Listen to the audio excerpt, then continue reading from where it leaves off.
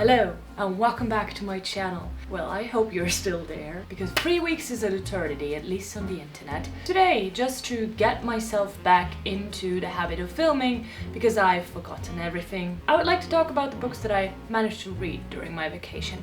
You know, I ended up bringing twice as many books with me as I actually was able to finish, but I noticed every single book that I brought with me, and my boyfriend and my father noticed as well. I'm sorry, family, I am so sorry. Anyways, so let's start with my summer TBR fraction. Summer, for me at least, doesn't end until the end of September, because that is when university starts. You know, that's like when my TBR is kind of due for myself.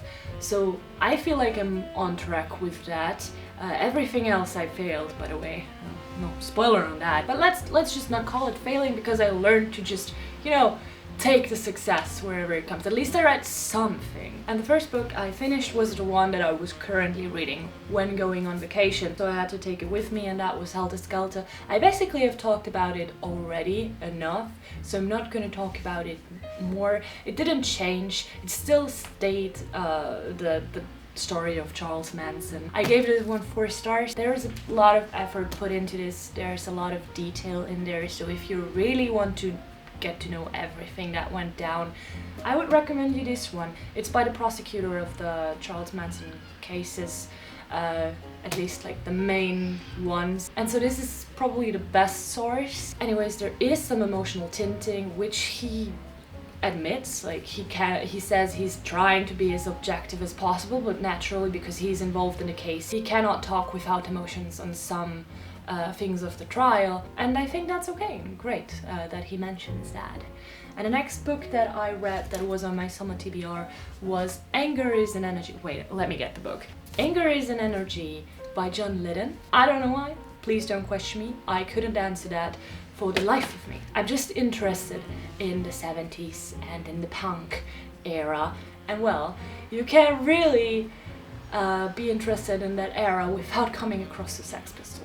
By the way, I'm talking about the music scenes, nothing else. Maybe fashion, but specifically and mainly the music scene. Anyway, so this book got 3 stars from me and a piece of my heart, because I learned so much. It was like digging into old favorite stuff, going down memory lane. I've done that quite a bit this year. I listened to so much old music. I researched a lot about punk, about the history of punk, about fashion, Vivienne Westwood, I don't know, like stuff, okay? It was almost an educational read. And I got to learn all that through the eyes of a singer that I appreciate. Like, what's not to love about it? On the other hand, not everything about this book is great. Not everything about Lydon is great. He kind of contradicts himself a lot in this book. He has double standards for himself and for other people, and for someone who holds honesty so high, I think that is pretty hypocritical. Also, his contradictions kind of make his arguments on good things, on like important things that he's talking about as well, less strong, and that is a shame. Let's move on to the books that I actually read from my list of books that I was afraid to read. Oh my god, can I be proud of myself, or is that too pompous? Look, I read 2.5 books from that list, and the 2 books that I read were Waris series Desert Flower and the Bookthief, and both of those I am so glad that I have brought with me, and I'm so glad that you kind of forced me to read them. I'm gonna blame it on you now, because both of these are 5-star books. I wouldn't have thought so, okay, to be honest. Okay, maybe with Desert Flower, but definitely not for the Bookthief.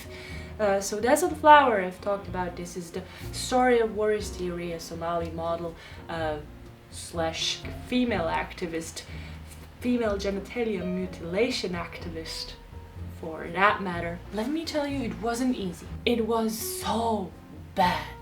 So bad. But that's like the first 100 pages, and after that it gets much better.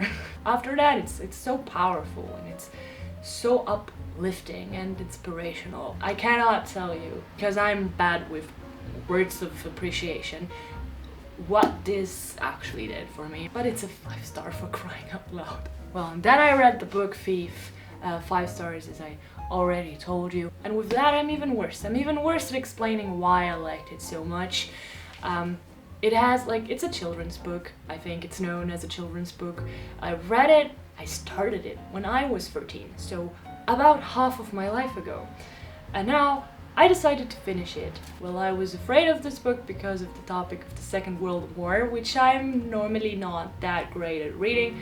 I knew that this was quite lighthearted though, because first of all, yeah, well, I've already read 100 pages or so back in the day, and also it's for children, so. Have I said that already? It's a children's book. A good one. So although I'm struggling, let me try. The reason I think that this is so great is that there is a perfect balance in here between the dark and the serious times of the Second World War and the lighthearted fun of death telling you a story of a girl that steals books. I don't know, that probably doesn't make any sense, but there is a certain light weight to it. Clearly I have no idea how to talk about this, so let's move on, because the next one I actually DNF'd! I DNF'd the book! I'm proud of myself for allowing myself to do that. Constantly tooting my own horn today, huh? Are we? Good. Well, I got until page 210 out of 250 something.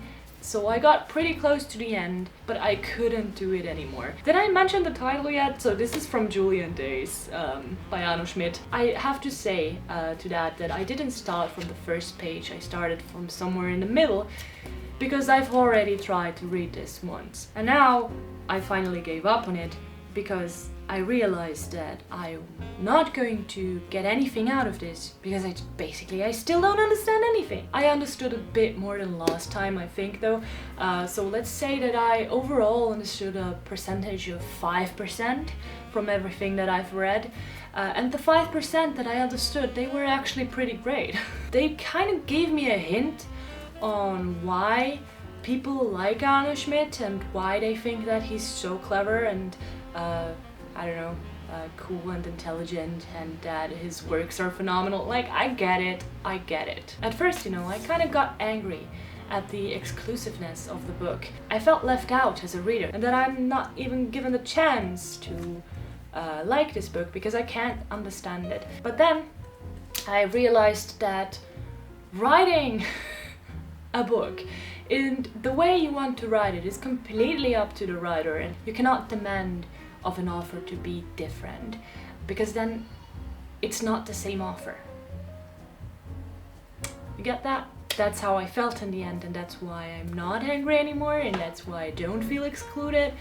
I mean, I kind of do, because I still don't understand what is written in this book, but I feel okay with it. But you know, the ideas that I actually got a glimpse of, that I actually was able to understand, these 5%, they got me interested in reading more of his stuff, and I want to read the work of fiction the next time, because then I have a chance, an actual chance of understanding what he's talking about. Now, the next books that I'm going to talk about are books from my book battle, the ones where you chose my TBR, and I'm so sorry to disappoint you. I've only managed to read 2 books from that list, so I managed half of the TBR that you chose for me. And I just now realized that I haven't told you about another book that I read for my summer TBR, which is Call Me By Your Name by André Aciman. Well, okay, let's talk about this later and talk about the 2 ones that I read from your list. One book I read was the Douglas Adams' The Hitchhiker's Guide to the Galaxy, which you're most likely familiar with since a lot of people apparently have read it. I gave this one 3 stars. I am very glad that I read it. I feel now filled in on my blank spots of pop culture knowledge that I don't know, I was missing probably. I now know where the 42 comes from. There is a lot of humor in that. It's a bunch of hit and miss humor for me, but I don't really want to hold that against a book, considering that it has been around for a little while and humor was different back in the day, I think. And obviously the story feels familiar, not the original, because it just has influenced media in a huge way. So it's been referenced, parodied, rewritten like many times. And I can finally say that I've read it. I've read it. I'm happy that I did. I'm glad that I did. I'm not sure if I'm gonna read the following parts. I don't think that it was that overwhelming, to me at least. And I know I've said it a million times, so I'm sorry for saying it again.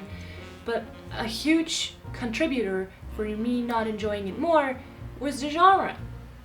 It's science fiction. I am sorry. Science fiction is just not my cup of tea. But you know, sometimes I just have the urge to read books like these. Books that are pretty popular and that a lot of people have read and that I just want to make up my own mind on. And well, sometimes they happen to be from the science fiction genre. But there's a funny thing that I discovered during the summer, and that is that for some reason genre issues that I have with novels disappear when they are in a graphic novel format. I don't know what it is about graphic novels, but as long as there are some pictures along with the text, I can fucking enjoy a story. I've enjoyed Saga so much, and to just throw every structure overboard and go out of order, because why not? Like, I have started to read these, the Heartstopper series, which obviously I was influenced by Cat. Heartstopper by Oseman, and I ended up really liking these, so I got myself the third and the fourth part as well. It's filled with so much stuff that I normally don't gravitate towards. It's romance, it's cute, it's so supportive. I freaking like it. And I don't know if it has to do with the fact that it's a graphic novel. They're cute and I like them. Well, not a lot to say about this because, you know, the stories are quite short, so there's not a lot of plot. Still, you know, the love is the main focus of everything. But hey, if you're on the fence with these and because you think you're not that much into romance, maybe I gave you a notch in the direction right there. Like, check it out, maybe. If you want to. If you don't. It's that easy. It's that simple. But my heart is just... Okay, let's talk about the 3 remaining books, and let's do it quite quickly because I think I've been talking for more than an hour already. So let's talk about Jon Krakauer's Into the Wild, which I read. I gave it 3 stars. It was good. Okay? I really enjoyed Jon's depiction of Chris Candles. He made an effort to distinguish him from other people who went into the wild, who were just careless or not experienced enough and who then died because of that. It almost reads like a character study. It's very focused on Chris and his personality.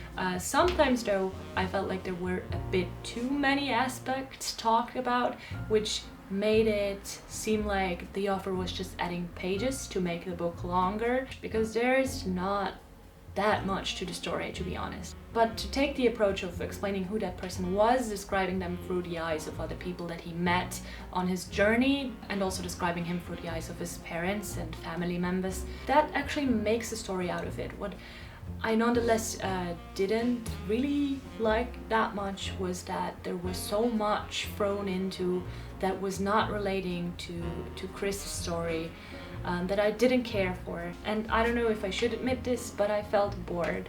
Good. Almost at the end here. Let's talk about the Nickel Boys. Whoa.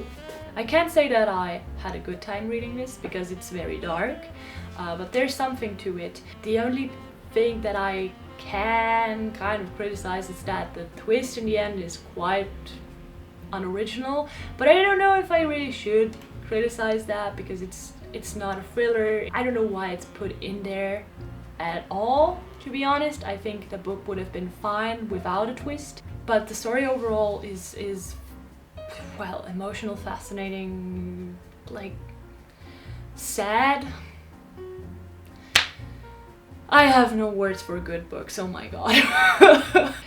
One other aspect that irritated me, at least, was that I noticed that Colson Whitehead has the habit of starting a chapter in the middle of of something. So he's like just beginning at the middle of a plot point somehow, and then he drifts off into one direction and then another direction, and he eventually comes back to the point that he started at, and it all makes sense at the end. But he does that quite often, and with each beginning of a new chapter to be thrown into another scenario was a bit too irritating for me. I gave this book 4 out of 5 stars, by the way. I don't think that it mattered in the long run, but if you're anything like me, you maybe would like to know that. Anyways, last book on my list of books that I read during my vacation is Call Me By Your Name by André Aciman.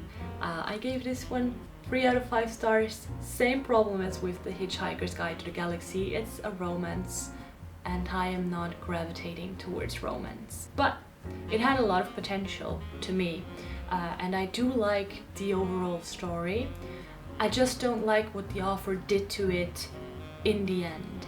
I don't want to spoil you, and I'm trying to be as vague as possible. But if you don't want to know anything about this book, then I'm gonna, like, this is the last book, so bye. But for everyone else who can take like a spoiler in the sense of knowing whether they stay together or not, well, you're welcome to stay. I viewed this book kind of as a sort of romance being focused on the summertime, like the summer love relationship things that some people have.